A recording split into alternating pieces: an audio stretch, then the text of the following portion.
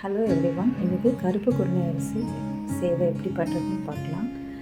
இதுக்கு ஒரு medium size onion, 2 பச்சை மிளகாய், கொஞ்சம் கருவேப்பிலை எடுத்துக்கலாம்.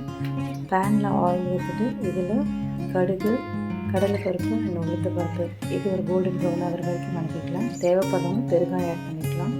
இதில் நறுக்கி வச்சுருந்த ஆனியன் அண்ட் பச்சை மிளகாய், கருவேப்பிலை போட்டு கொஞ்சம் உப்பு இதுக்கு ஆட் பண்ணி வணக்கிக்கலாம்.